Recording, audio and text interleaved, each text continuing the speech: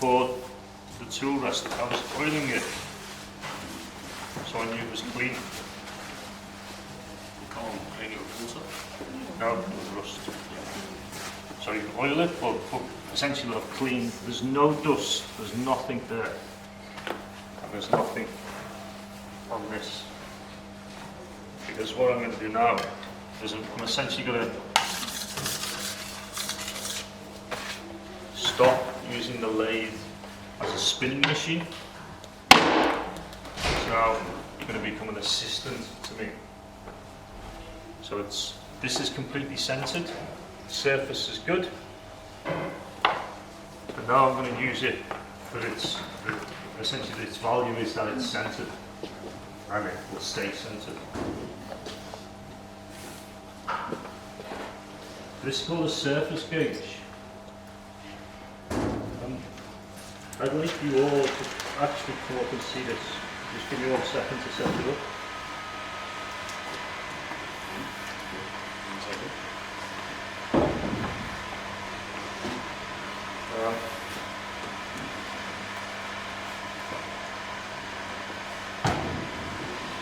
This is called a surface gauge. What it will do, when locked tight, it will stay in that position. So this won't move for a fact. Here. And it will allow me to scribe a line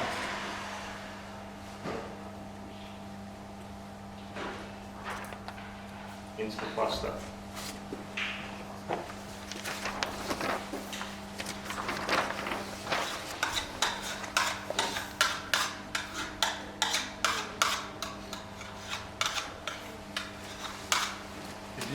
Does anyone, I didn't explain it, did anyone see what happened there? What did I do here? Here on the bottom, so there's no point cleaning this, and not cleaning this. And so what I did is I actually saw plaster here. And I've already cleaned it, so I was like, where's the plaster come from? And it was all like very much sort of imperceptible, because I was like, oh shit, I haven't cleaned the bottom. Because I'm sort of, what's one of the sort of things here in the constantly stopping to explain things, it's a sort of weird conceit that we're setting up, so we're trying to like show you things in a really specialist way, but the constant stopping is sort of interrupting my thinking. So I'm not operating in the way I would operate normally, because I wouldn't constantly explain myself, I'd just be like almost like zoned into it. So it was only the fact that I saw plaster there, so I hadn't cleaned the bottom. If I don't clean the bottom of this, then it's not going to travel, it's going to sort of be bumpy. But what I want to happen is I want this to travel around this perspex, like just slide around. Okay, so I'm going to set this up now.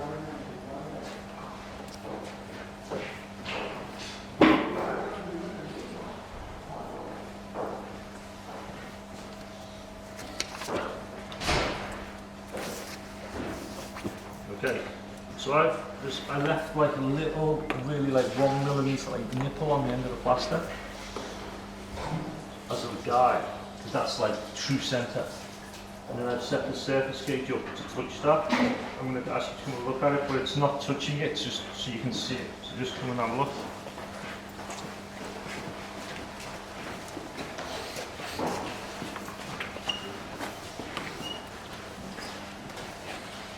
Because the only way I'm going to be able to do this thing I'm intending to do is that I know that we have like true center.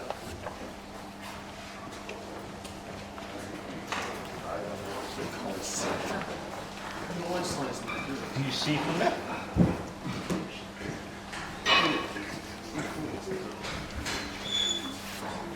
Okay. Yeah, you can sit there if you want. Just no, it wasn't. I don't care.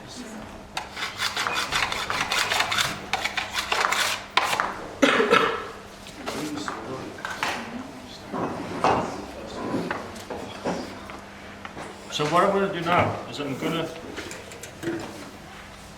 don't want the lathe to move again.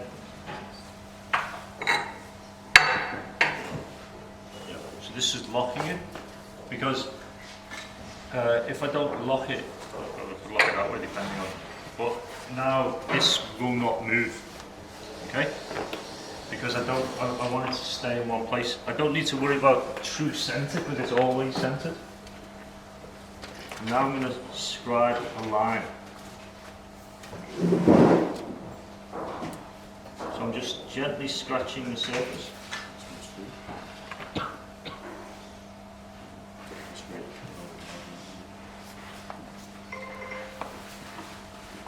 So yeah, you're just completely relying on the tool to show assistance.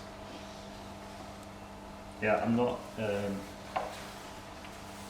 Yeah, I didn't just plaster. It was all like me. So me pressing here and this not moving. Yes, Sure, you can only lock it at this angle, Okay. so you can only do that once on that one sort of plane. Well, you can do from the side. I should be able to lock it in most directions. Yeah, but what I mean, like, because this is all like, this is all locked together. Like, this is all that will all rotate together, including this, and then you put that in a long. But that's, you're right. But that's. Did you notice as I was pressing it as well? So I'm pressing against it. So my hand was resting. Yeah, but like when you rotate it to do other lines, surely there's some sort of movement. Yeah, it'll be like in the direction, right? Okay, so I've got a centre line, and you can see that goes all the way around. So because Ian made this up at like 9 PM last night, I'm going to get 10 on this. So how I'm going to do that, I'm going to use a compass. And basically what I'm going to do, because this is 36 degrees, I don't need a protractor, I need a tool to allow me to calculate that distance. So I'm basically going to measure this.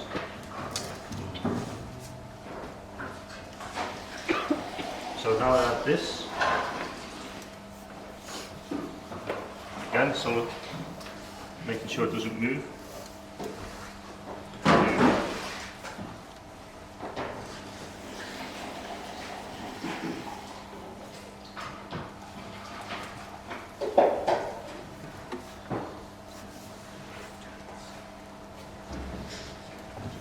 So I don't need to calculate it all the way around. I've used that centre line and I've just marked 2 more facets using a pair of compass.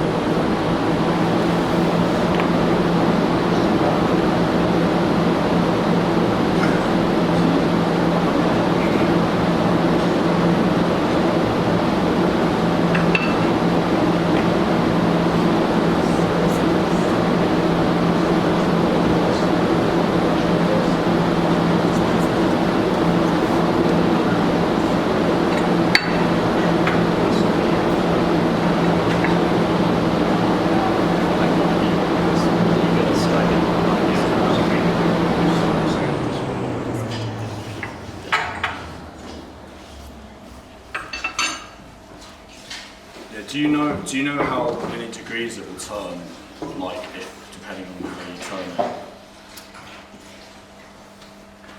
And no, I'm using the compass now. I can't. His point was right. I can't rely on that. Yeah, What I was saying is like it locks like 4 times. Okay. But So it's not. the Well, he was quarters. right. It's not going to necessarily. Well, it's not even quarters. It's not like. I don't quite know what that is. But it allowed me to sort of start the process. Yeah. So now I'm just going to.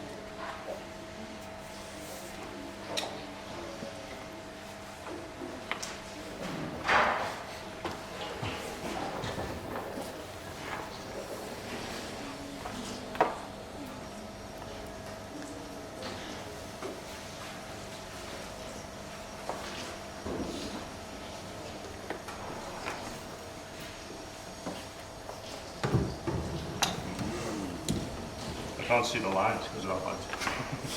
So like that light is making them disappear.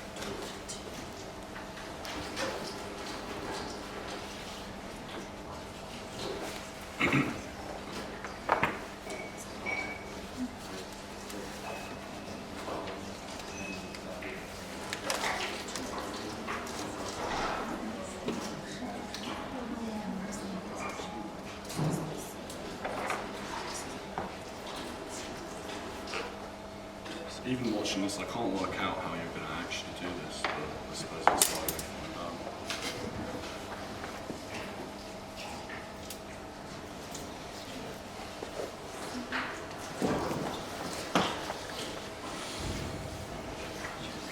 No, I'm just checking. Okay, so we've got 10 facets. Now, I don't know if you noticed, because the compass, I was just using one as like a guide. This is set, and I was, because I go all the way around, I essentially take 4 measurements because I'm going to end up with 10 because it's something mirrored on the other side. So I didn't need to do it 10 times. I did it a few times, scribed all the way around, and now I have lines all the way around. And essentially the exercise, and as I said earlier, I will do it for a while, but I'm not going to do it for a long time, is I'm going to make a flat between these lines.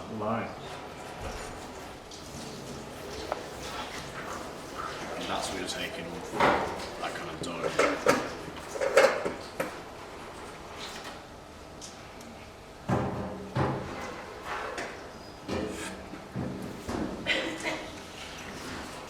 So if you just come up and look at that.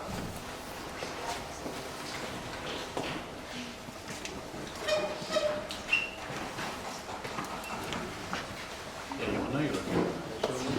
Yeah, go ahead. I'm waiting to open it. I'm waiting to open it.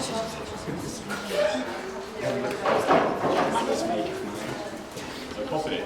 Can you see it? Yeah.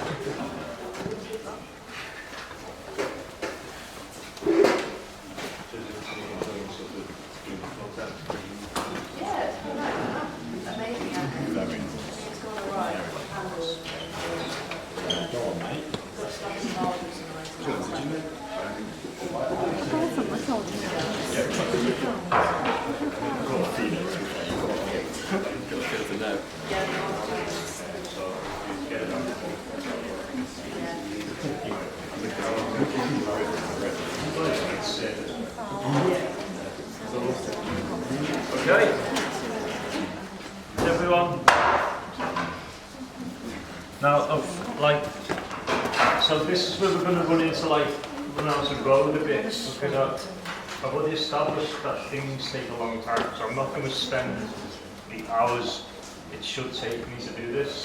I'm not going to scribe all the way round because you have the drawing that shows you. I might do. So I'm going to work till 1 o'clock or just after 1 and stop. But I'm establishing this as a principle because, as I said at the start, like it takes a long time. You know, like I'm working very slowly, very methodically, in order that when I'm over there, but I point this way because that's where we're casting a bit. When I'm working over there, this is coming out of.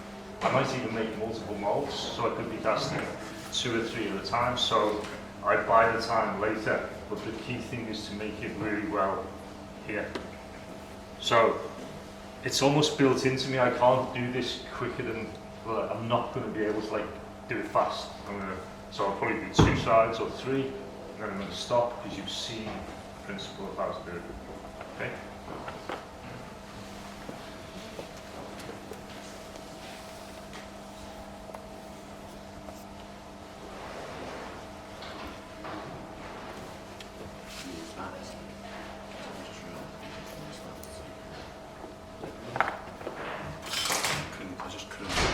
Okay, so surform.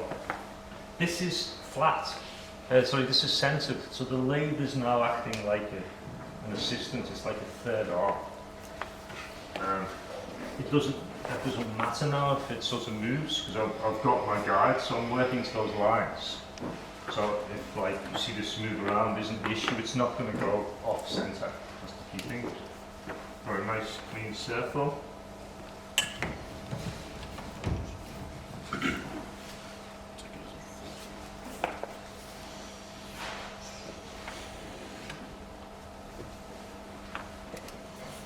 It's almost too much light. Is it just preference working away towards yourself, like with using the circle, like pulling or pushing? I push. Yeah, push. It's like saws. I think we push our saws.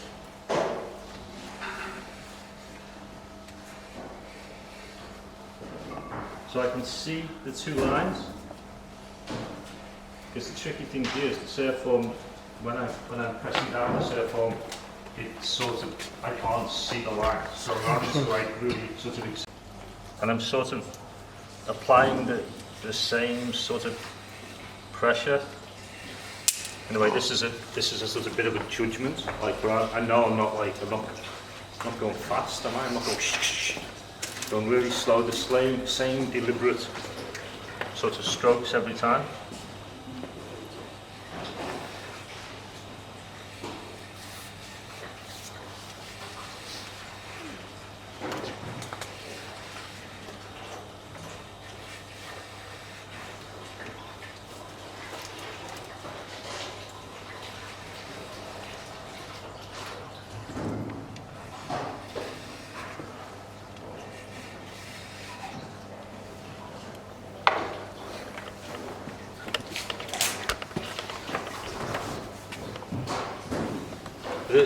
Your question was good because you asked about like pushing or pulling. So with the surform, I'm pushing away from me, but now with this sort of scraper and these flat tools, I'm going to pull towards me, not push away.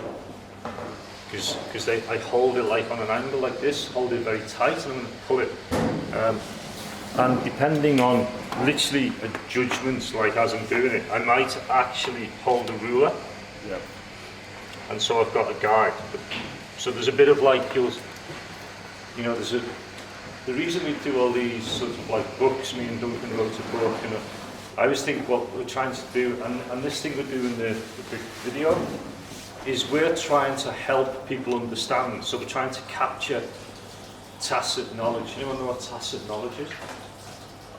I can kind of guess. It's like kind of you're learning from doing it so much, and from the experience of it, you kind of just learn tiny little things. Yeah, so that's the sort of embodying of knowledge. You are correct. So what's tacit knowledge? Any idea? Anyone know what tacit means? So So a good one, like I used to work in Norway. In Norway, they translate tacit knowledge as secret knowledge. So Based on your own judgment, sort of thing. yeah, so like exactly judgment, embodied knowledge. So I've got a lot of experience doing this, but when you start to see me sort of like move between tools, that's like what's happening is I'm going from like telling you how to do it. I was talking about when I go quiet, so I can talk to you, and then there's a bit where I go quiet, and that's like experience is kicking in, because as I said, I can't explain this and do it. I can do it up to a point, and there's a bit where I can't do that because I'm trying to do the thing, and the thing is difficult to do. Like opinion-based. Sorry? It's like opinion-based knowledge almost.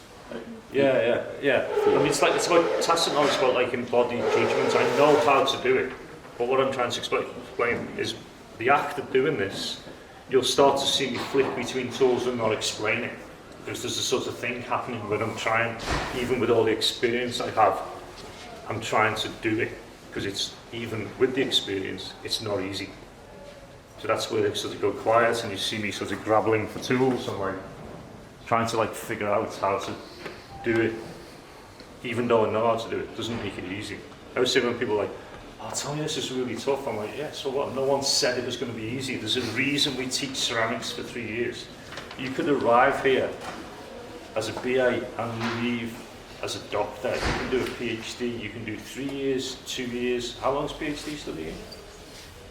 I can do it about like 3 years full time. 3 years full time. So you could do 8 years and leave as a PhD, a doctor in ceramics.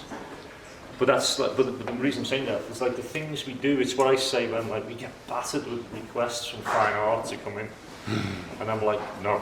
There's a reason we teach it for 3 years. It's because what happens? The fine art students sort of look at Grace and Perry's work or whatever, and they go, "Oh, I want to do that," and they don't take into account the embodied knowledge, the amount of hours that it's taken for him to be able to do that.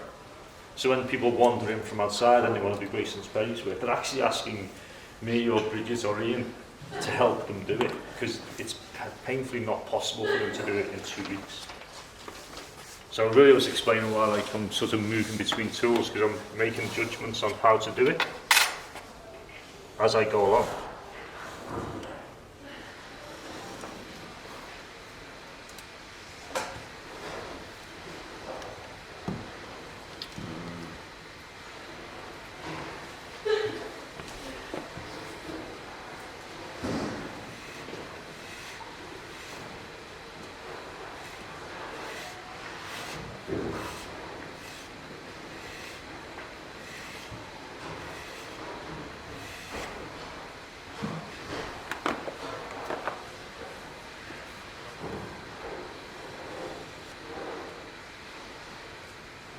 And the reason I'm moving it is I can't see the line. I'm like trying to get it with a shadow where I can see the guide. Also, might the angle of it depend on how the tool catches the edge. Yeah, just like it. Because since you've been working from this side, I've noticed you kind of left that bit there, like kind of rounded. But then when you turn it like this, it's a lot easier. when Emma did her thing, she sort of explained that throwing couldn't be done by a robot because it's all about feeding it with the muscles and your hands and stuff. Is that sort of a similar thing? Like, yeah, that's like changing tools and stuff. And that's that sort of tacit Like knowledge moving thing. Yeah, that's the tacit knowledge is exactly that. It is the feeling through it as you go.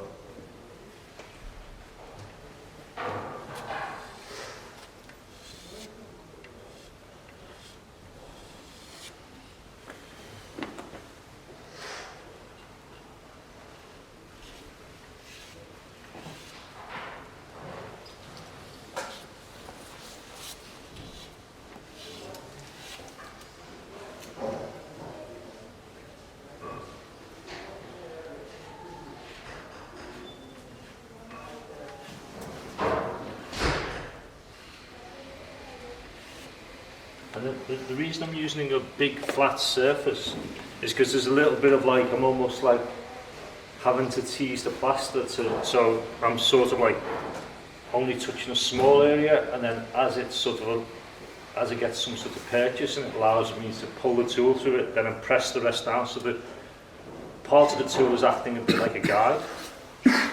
So there's this sort of like, if you imagine this as the set, initially I'm touching it like this, and then as I start to move, I press down so I get the guidance.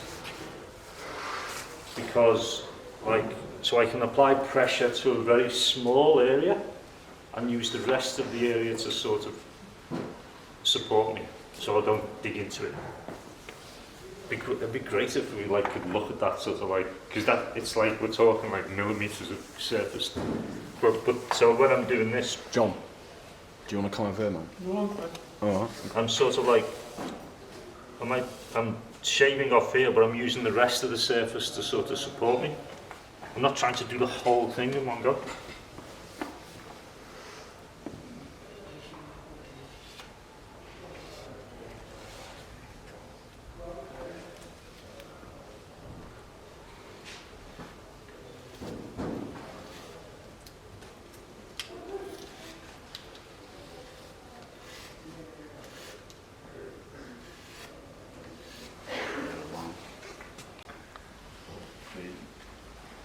Tony's highway.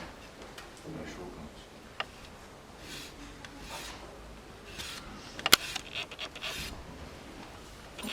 So there's a point like this will, and I'll do maybe 2 more. There's a point that I'm getting to, and then I won't be able to do any more. And then what I would do is I would take it off and I would gently polish it on a flat surface. So that's why I'm trying not to touch the line. So I'm going really close to it, but I'm just under it all the way along. And as I get close, I'm now sort of treating it as a flat surface. The reason I need to polish it is probably because I'm pulling in one direction. So the chances of this being flat this way, quite slim. There's probably a little bit bumpy, that surface. And that's where I would sort of polish it on a flat surface. Because the accuracy relies on me only going in essentially XY direction, or here to here. If I pull this way, it's not going to work. So that when I take this off, I would get a piece of glass. Do we have glass here, Bridget, for polishing? Do we have glass for polishing? Alright, so a piece of wet and dry stuck to a board, and I would polish on that. You should get some glass, Bridget. There's no point doing it this accurately and then not having glass. We had some on the bench. Yeah, that's what I thought. Remember it, but we took it away because people don't do it properly. And it was taking up quite a lot of space, and people just store stuff on it. Okay, so one done there. Quickly come along and see the relationship to the line. See that I haven't touched it? Sorry. I've already copped it here, so I don't actually need to look at it.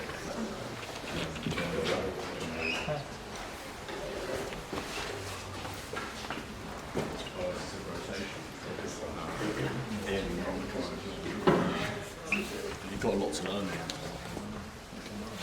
Is that a little? Is that a little chip? Just needs rounding up. But this is so the point. The point about what Ian's setting up and skilling up is this idea of sort of getting the knowledge and then going deeper. So what I'm trying to show you here is it's actually something quite specialist, but it was the key thing is turning it accurately and then not taking it off the machine, using the machine to allow us to do something else, because there's a tendency to because this spins fast, people think you work fast. And so this is sort of the point. We're not expecting you necessarily to do this, but the thing to take away is about the sort of accuracy in the process. Not expecting you all to suddenly start faceting on the lathe, but it's about that sort of extending your understanding of what can be done.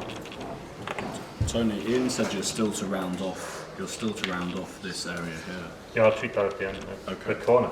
Yeah. So how are you going to do it? I'll do. I suppose we'll see. Well, if you feel here, it is actually rounded, but the problem is whereas I'm cutting it, I'm sharpening it. Yeah, of course. So I will do that at the end with wet and dry.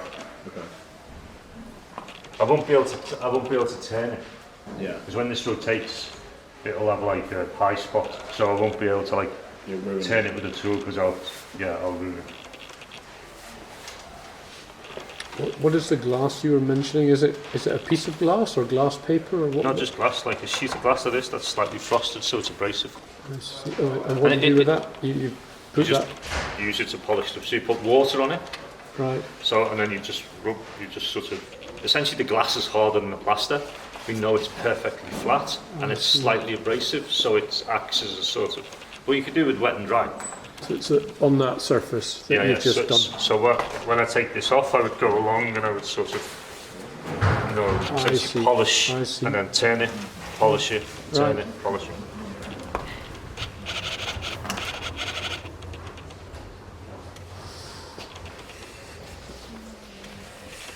I suppose you're actually going to get rid of that whole lot some. Hopefully. So it's the problem I have. I never know when to stop. It's like I'll make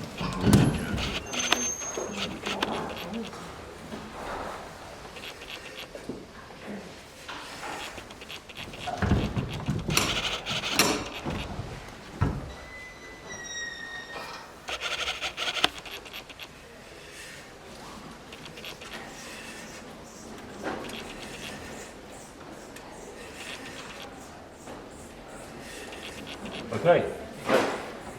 Look at my body position. What's going on? leaning in. Yeah. Look at how my legs are. It's I can't. Weirdly, I can't stand up. If I stand up, it's sort of unstable. I've really sort of like changed my position in relation to the activity. It's a bit like Batman. Yeah, but like I'm in this really weird, and so like it's not like standing away. I'm like to do this. I'm sort of changing my what's the word? Posture. Appropriation. What's Duncan called? Was it? There's a word. Posture. Yeah, it's posture, but it's about like sort of position in relation to action. There's a word for it. Yeah. Yeah, but all of the words you're using are correct, but there's a sort of term for it. It's Doctor. I can't remember this. It's something like procreation or something. Procreation.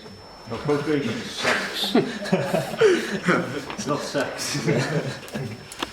I'll ask him in a bit, but it's about like it's essentially about like your body position in relation to your activity, and it goes after this embodied knowledge, tacit knowledge, the way you sort of physically change your body in quite an intuitive way in relation to what you're doing. So like how dancers or footballers or whatever, how they hold themselves. And I was just conscious there the way I sort of really sort of changed it. Like I made it look like it was like I took on, it was like a soaring position where I was putting loads of power in, but I'm going really close, really sort of very delicately. There isn't a lot of pressure. I'm just trying to think of it. I can't think of Is it muscle memory? No? Yeah, there's a. I'll ask him a bit. So.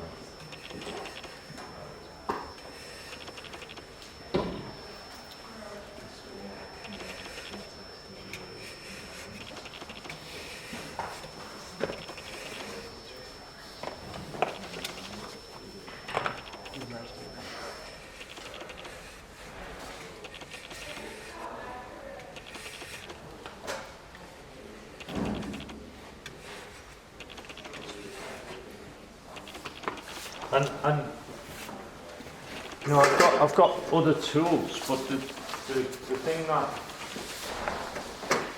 that's important about all the tools that I'm using, because I would see people would tend to use a tool like this, so this little serrated thing, but all the tools I'm using have a similar thing in common. They're big and flat.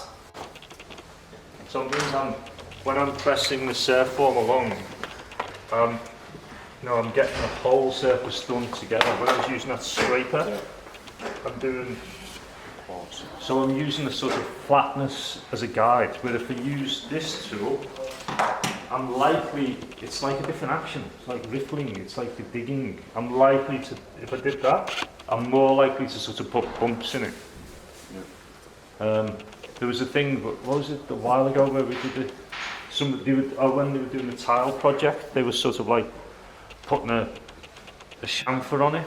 We did that this time now. We tried to catch that this time now. Yeah, and so people were sort of using a tool like this, but because it's a sort of very focused tool, it tends to dig. So your wrist as So well. you'll put like a bump along the surface.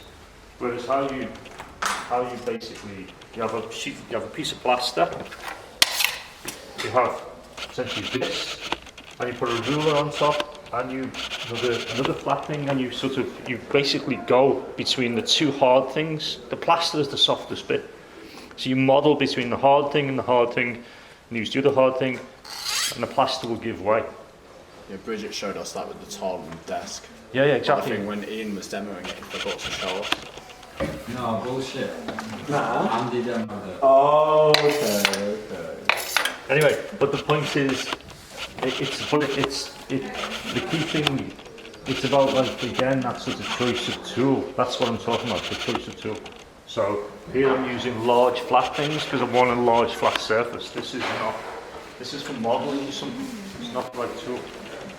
Because I could imagine seeing people and they would be doing this, Yeah, oh my god. and you'll end up with like a bumpy surface. But it's all about the motion as well.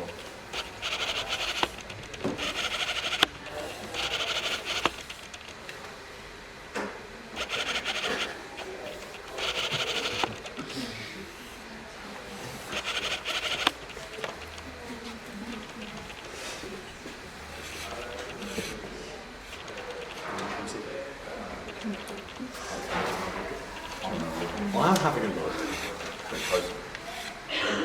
You know what? You guys think it's funny, but I'm tempted to go and feel it in a second when I tell the story.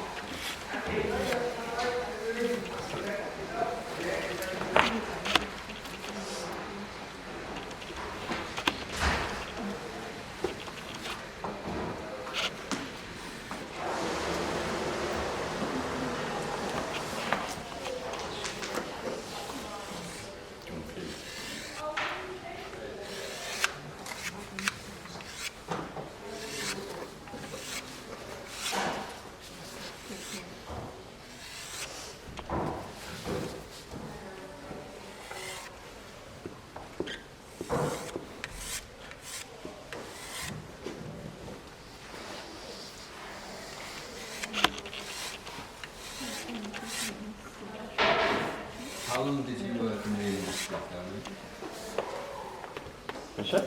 How long did you work in the industry in terms of like on the model making stuff? I worked, when I left the Royal College, I got a job, and my sort of final exhibition got offered a job with a manufacturer called Royal Worcester. They don't exist anymore.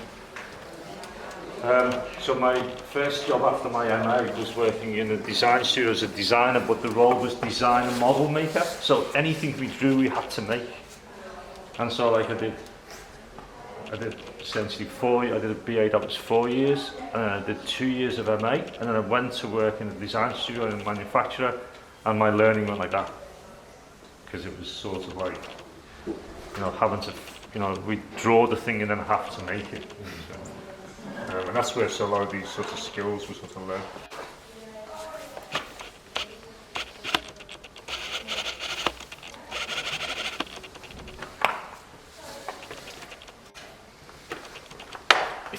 If you're using a template to compare between the two, what are you gonna go round clockwise or anti-clockwise? Or are you just gonna keep doing it on all of them? Yeah, I'll basically go between, I'll just work it around. Just work one way, Yeah. do what the next, and then the next, and Yeah, but it won't, it'll be like an approximation, I'll get close. yeah. And then, so there will be, the polishing bit will be where, like at the end where I get it completely Yeah, flat yeah, on each yeah. side, which I'm not going to get to. So what I'm doing on here, I'll get very close but not complete. Well, I don't know if you've noticed, after measuring that, I'm now working on 2. Did you Yeah, see yeah. what I did? Because when I offered this up, I need a little bit of. Parts of it are working. Yeah. But I didn't actually answer your question, did I just told you the job. So I worked for Royal Worcester, then Wedgwood and various other people for about 10 or 15 years. Oh, really? I didn't realise it was that. And then Robin was in that as well. Yeah, and Robin. Yeah. But the most specialist was the first one, which Yeah. was the sort of designer modeler.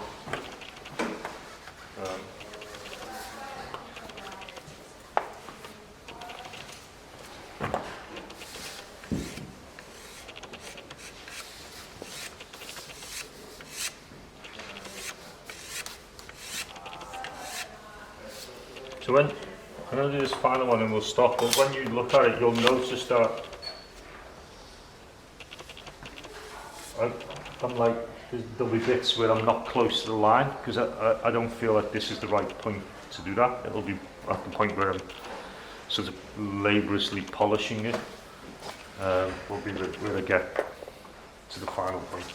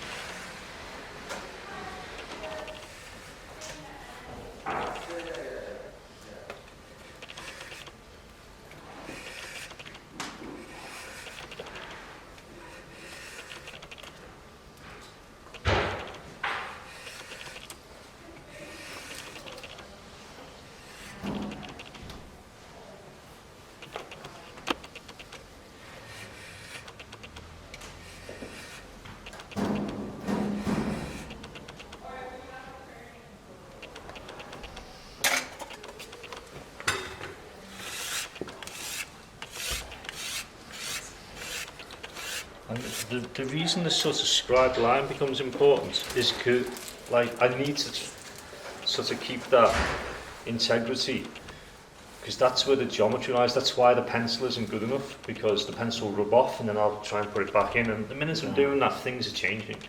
So that's why here you can still see the scribed line. I'm not getting rid of it, because that's the only bit of true geometry that I have. And this, because I've switched from like modelling, turning with a tool, with accuracy, everything now is sort of degrading. Like there's less and less accuracy, so I need those lines. So it's why I'm not going up to the line. It's why when you come and look at it, it looks messy, because it looks bumpy, but you need to see that the line is still there, because it's the only thing I've got that allows me to come off the machine and put that accuracy back in, because I'm going to go from, at the moment I'm taking material away, and then when I polish it, I'm going to be back on a sort of flat surface. So I've got those lines and the flat surface, and that's the action. It's sort of it's basically a very slow. I'm going to polish that until it touches the lines. Turn over, polish until it touches the line. If I lose the line, what will happen is the sort of the surface modelling will start to twist, because I'll sort of like I'll be inventing the line and then like the orientation. So this is why I'm sort of working in this sort of very laboriously focused on the sort of flat surface. Did you say the surface of the glass is?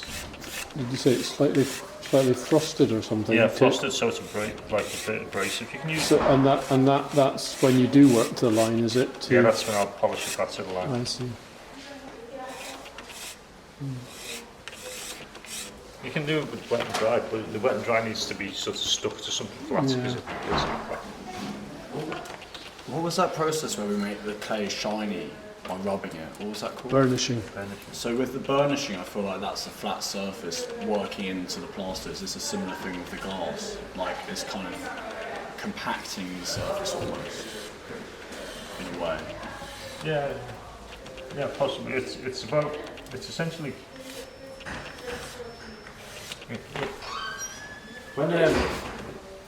So there's a really cool artist you might know who's working on it called Paul Scott, and he's like a magician of sort of surface design. So he's very great at printing, and he came and did a demo which was about like sort of direct printing and mark making, and he spoke about the enamel